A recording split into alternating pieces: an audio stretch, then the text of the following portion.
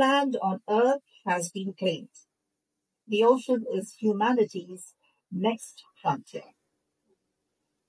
While the entire world is not literally drowning, rising sea levels pose significant risks to coastal areas, islands, and low-lying regions around the globe.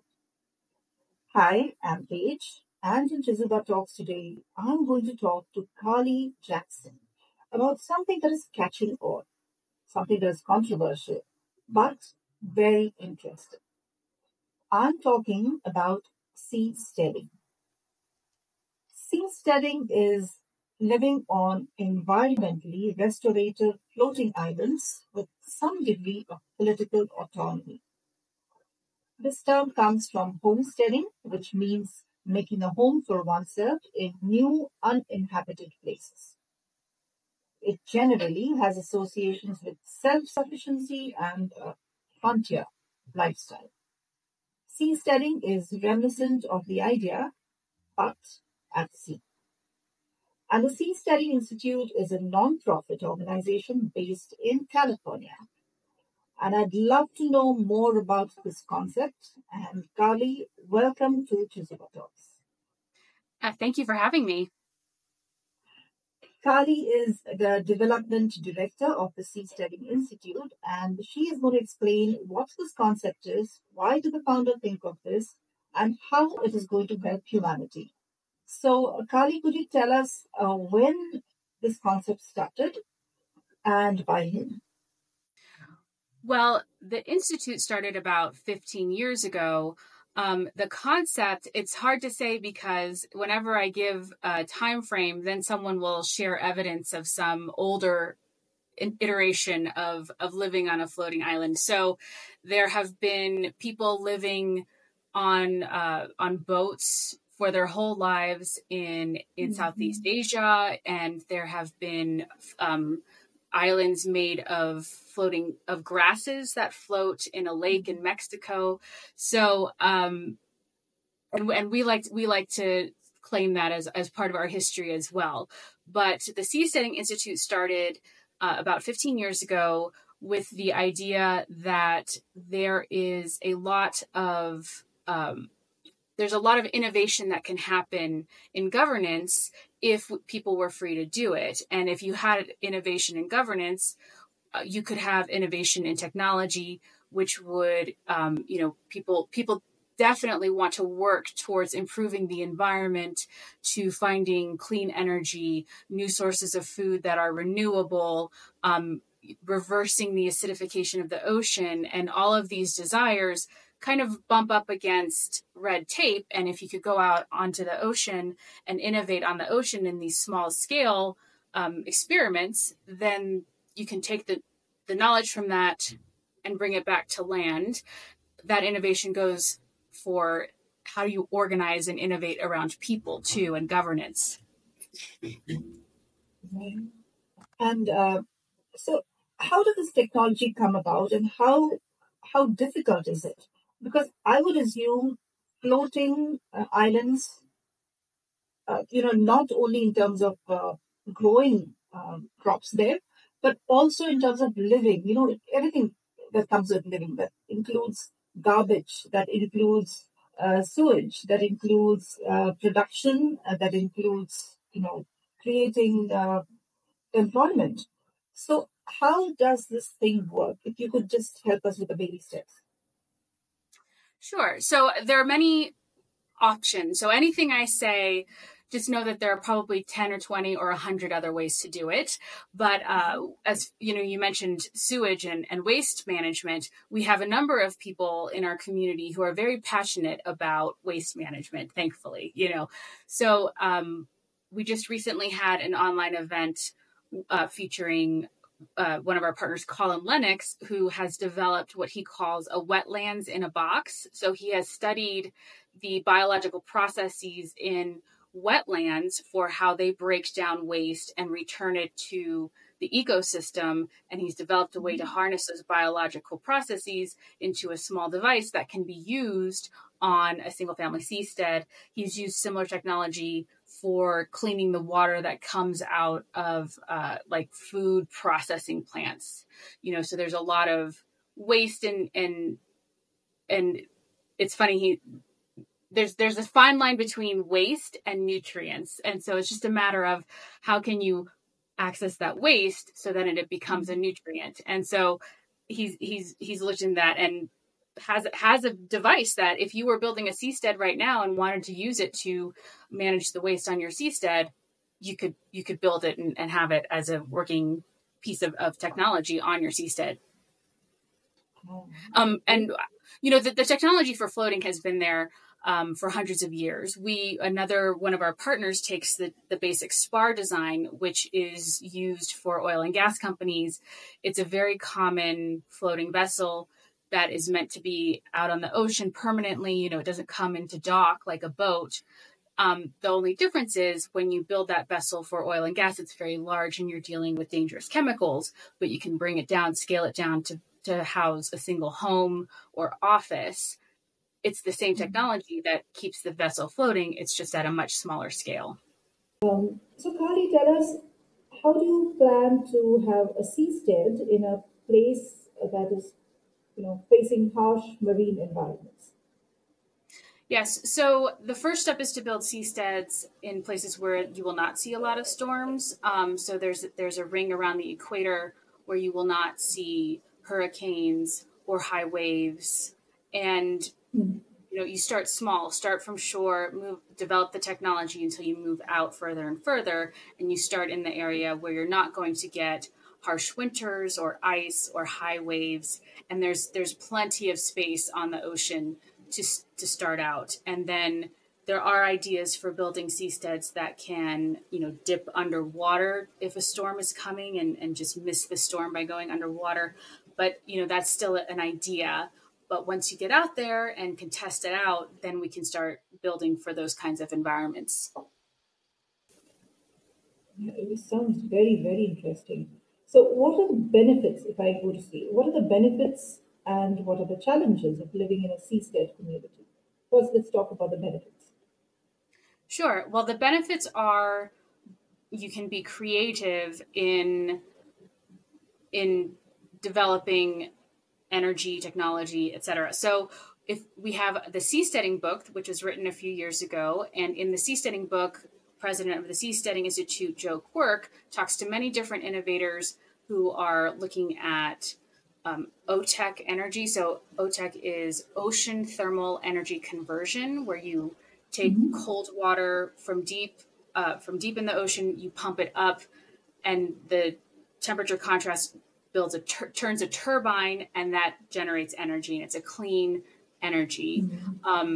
So he talks to OTEC specialists. He talks to fish farmers, someone who has spent decades tracking the decreasing fish populations around the world and has developed a new kind of fish farm. Now, this same fish farmer has tried to launch it's a fish farm that's in a cage that floats around the ocean, which means you don't have a buildup of fish waste in one spot. And that's one of the problems with fish farms, is that you have all these fish congregated into one area, so their waste builds up. The natural cycle isn't able to handle that amount of waste. But his farm moves, and that also means there's less disease among the fish. They're protected from predators. He has a little automatic feeder attached to this floating sphere that floats around the ocean to keep them fed.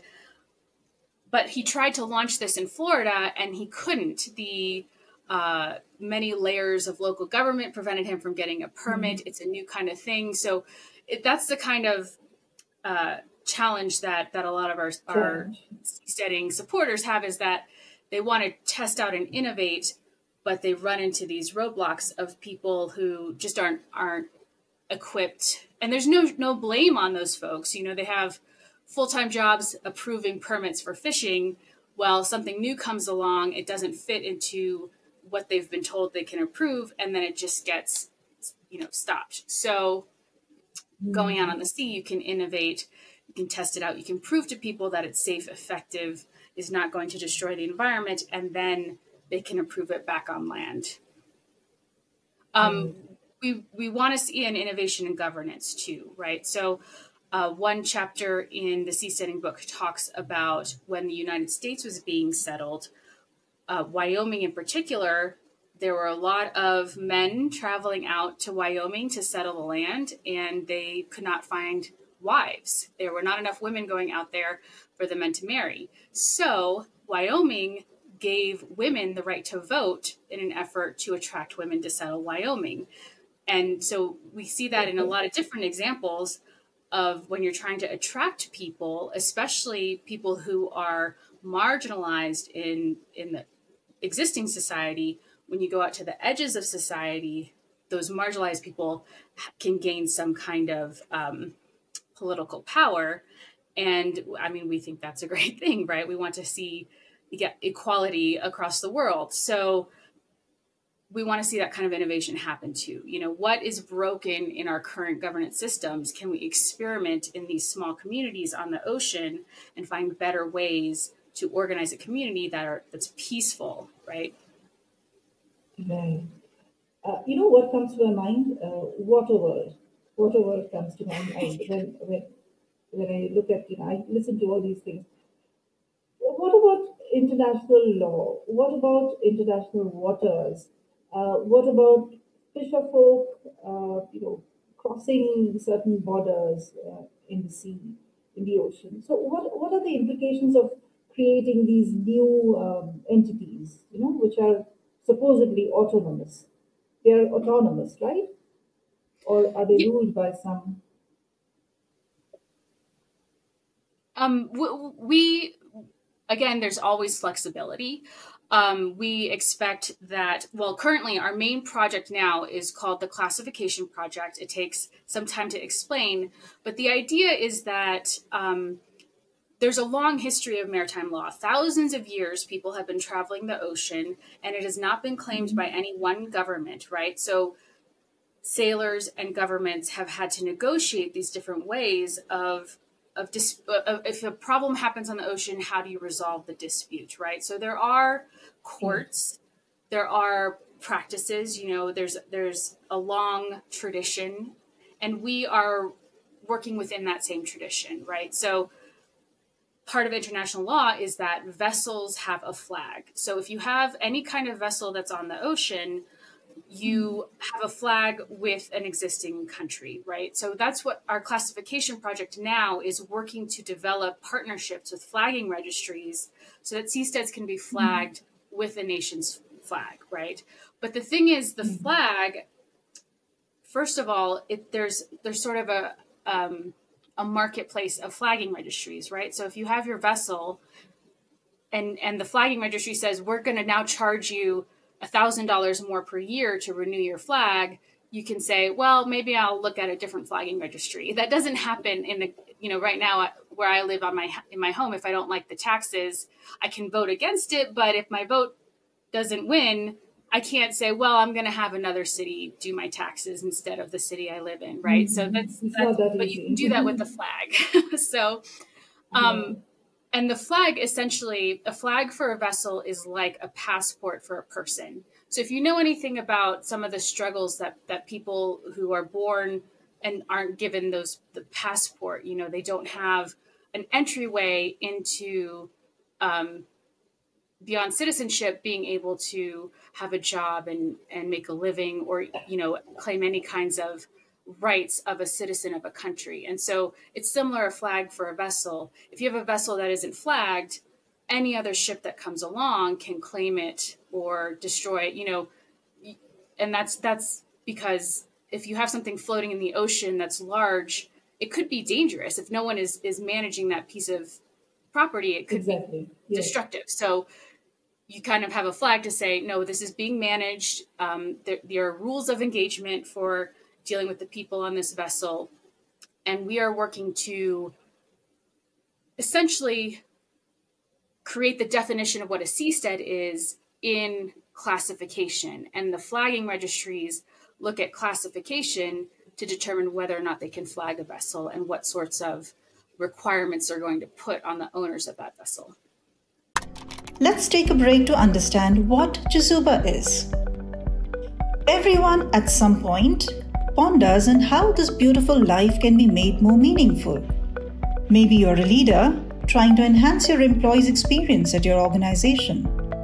Or you already work for the community and seek volunteers with state-of-the-art skills to strengthen your nonprofit. Whatever your situation, know that you can make a difference. Chezuba began with this very vision.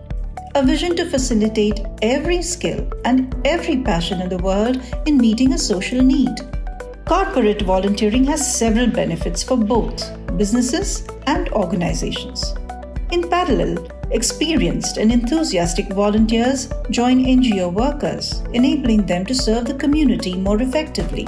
Chezuba offers everyone looking to add purpose and meaning to their lives a chance to connect or volunteer virtually with nonprofit organizations from over 100 countries around the world.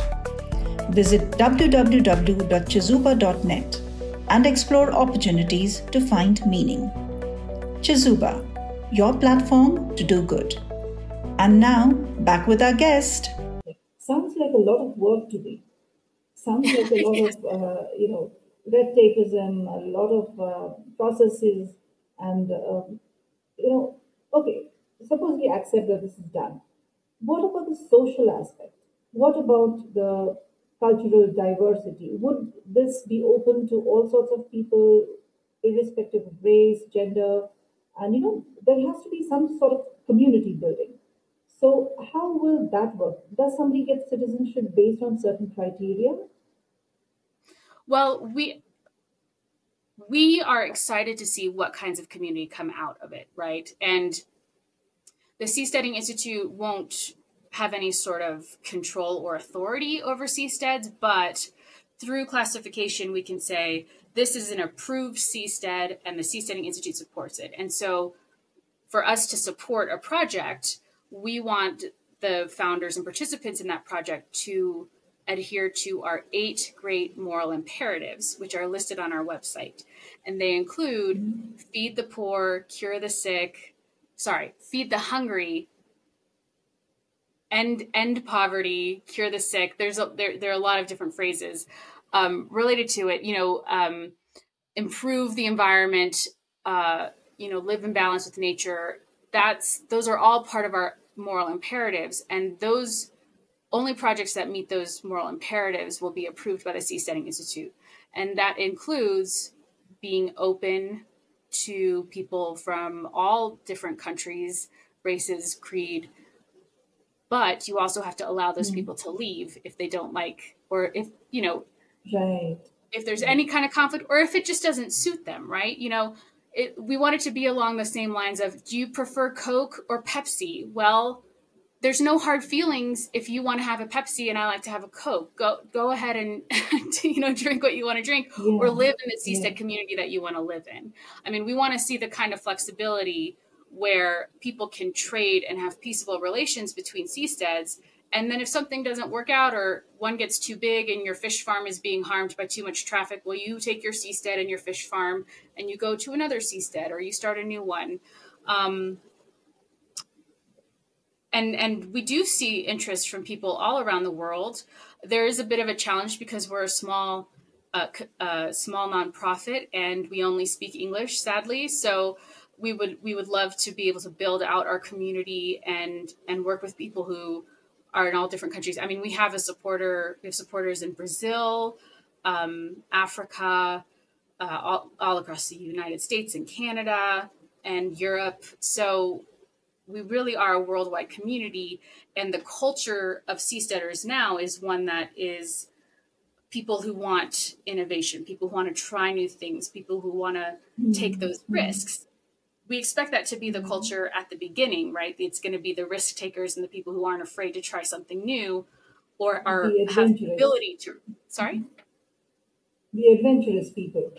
Exactly. Adventurous people who have the wealth where they can go out and experiment at the beginning, but it's not going to be successful unless we develop seasteads that are affordable and accessible to people of all income levels.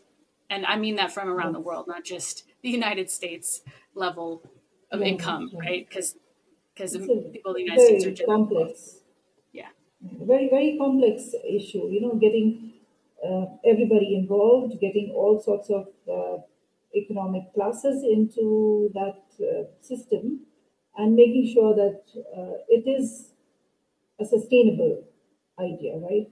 So, also about medical emergencies, healthcare services, or disaster response, all the things that come with having a civilization in the city. Similarly, you would have issues pertaining to emergencies or healthcare services in the seastead. So, being equipped to deal with any sort of emergency there is another avenue altogether. So, are you looking for people who are actively involved in research, or you're looking for people who are already established in this kind of experimentation, and you are actually looking at building? First, let me ask you: do you already have a seastead? Well, so the Seasteading Institute isn't building seasteads, but we do have partners. In fact, this past weekend was a very big weekend. We had a partner in Florida launch their shallow water structure, and they had a big launch party. And there are pictures of people on top of their little floating vessel anchored very close to land on a dock. And then we also had an online launch of our partner in Panama. They had a shallow water version launched last year, and then on this weekend they launched their deep water version out in Panama. So those seasteads do exist. They are not in international waters yet, so we don't call that seasteading yet, but they're well on their way. Oh, okay. So, what kind of people are you looking for? Are you looking for volunteers, or are you looking for employees? We are looking for volunteers right now.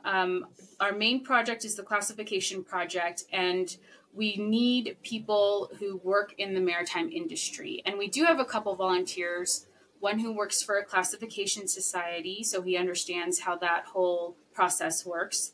We have another volunteer who works on inspecting vessels, and that's part of the classification project, but he designs and test vessels. So we need more volunteers like them, and we are raising money to hire consultants who can review our classification rules and make sure, because there's a lot of engineering in those rules that talks about, if you have a certain material, it has to be so thick, and this is how you inspect it. It's all very technical. So we need people who understand that to help us make sure our rules will help us build safe and legal seasteads.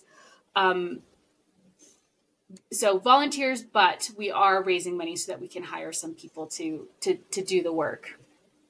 Mm-hmm. Now, when you talk about seasteading to an audience, what is the public perception? When I have talked to people, it's usually a very immediate reaction. Either people immediately really like the idea, or people don't get it and they kind of dismiss it. And so I usually focus on the people who immediately are excited about the idea. And I think, well, especially in my generation, and I'll say I'm a millennial, we grew up hearing so much about the environment, and there's almost a feeling of hopelessness. Like it seems like such a big problem. Climate change is such a big problem. We also grew up with a lot of technological advancement. And so when you pair these things, here's a way of technological advancement that can make real improvement on the environment. It's a magical chemistry that people seem to just light up. And that's how I reacted. I thought, it's like science fiction, but it's really happening, and it can improve the environment. We have seastead designs that will be growing coral. If you use OTEC, you can use nutrients that you draw up from deep water to grow a lot of seaweed, which then invites fish, and fish of different sizes keep coming, and you just grow an ecology around you while you are generating clean energy. it seems like such a nice, clean solution, and it's not fiction. It's real. It's a real technology that is in use. We just want to expand it to the ocean. Right. So another question that arises for me is cities and land itself is releasing so much of plastic, so much of pollution into the seas. Wouldn't the seastead be affected by these pollutants emanating from the land? Even if it is somewhere close to the equator, and the water currents would carry plastic, as I see the big plastic whirl that is collecting in the Pacific right now. So, wouldn't that affect the seastead either which way? Do you mean both the seastead is affected by the plastic and then also seasteads could be contributing to the plastic waste? Is that what you mean? Seastead contributing to the plastic you addressed some time back. You talked about how environmentally friendly it is. But I'm talking about the waste that is, coming from land and is dumped into the sea. Yes. Well, one of our previous partners was based in the Netherlands called Blue 21, and they had a plan. That was their big concern, was not plastic so much, but another huge problem is wastewater from agriculture still contains a lot of fertilizer and other chemicals that are used to help grow crops, but not all of it stays put. It gets washed into our rivers, and then the rivers wash into the ocean. And their plan is to build a structure that takes this is what I mentioned before. There's the line between waste and nutrients. If you leave that waste in the water, it causes bad algae blooms. And if you look up algae bloom, you'll see a lot of news about when there's a bad algae bloom, what kind of damage that can cause. But if you have a seastead and you are building purposefully seastead farms where you're using those nutrients to soak them up to grow crops, then you also are protecting the natural environment because they're not dealing with this influx of fertilizer from the land. So you can grow food on the water close to where the river feeds into the ocean, and you're protecting the natural ecosystem because you're taking those nutrients and using them to grow food on the water. And I mean, like growing seaweed and doing vertical farming all around that seaweed. And so you can do that, and then you can move out to land. I also think there's a lot of excitement around using seaweed instead of those harsh chemical fertilizers. And so this is what I mean. We can change. If you have someone living on the water that's measuring and reporting on what's being fed into those waters, then you have a starting point for people who want to go back and change the agricultural practices and say, can we do this so that we're not washing all of this fertilizer into our ocean? And so that's what I mean by some of those changes coming from the seastead back to land. Mm-hmm. That's a big concern among seasteaders is taking and preventing those harmful algae blooms and creating something beneficial from that algae. As far as the plastic goes, I don't know that we have a solid plan for like if you can take that waste plastic and make it into something else, but there are a lot of people working on that problem. If you had a seastead out near the Pacific garbage patch that could experiment, and the problem with boats is that you have to keep moving, right? You don't have the fuel, or there's a number of reasons dealing with waves. To stay and camp out by the garbage patch. I mean, people are doing it. People are addressing the issue. There's a boat called the Great Ocean Cleanup that has a big net that collects plastic, and they're doing some great work. But if you have seasteads out there that could just be loss of supervision. Sorry about that. If you have seasteads that are out there actively working on the problem, 24/7, then maybe we can make some progress on how to draw that plastic out. And repurpose it for building material. Right. So it involves a lot of laws. It involves a lot of cooperation from the land inhabitants and the seastead inhabitants. So that mutual understanding is extremely important. Now, what do you see in the near future, in the next 5 years, next 10 years? Where do you see this going? In the next 5 years, I expect to see multiple small seasteading communities getting, getting on the water, probably starting out close to land in a marina, and then moving out further and further. So we talked a little bit about the culture of seasteading. At the moment, you see these single structures and they're surrounded by water, and that's not attractive to most people. There are some people who really like the idea of being isolated out in the middle of the ocean and not dealing with other people. But most of us like to have a community. We like to have people to Yes. cook with and to spend time with and to have music with, so we expect those communities to grow closer to land and then move out farther and farther into the ocean. And in 10 years, I expect to see several of those communities out in the high seas, actively living and building and working on seasteads. Great.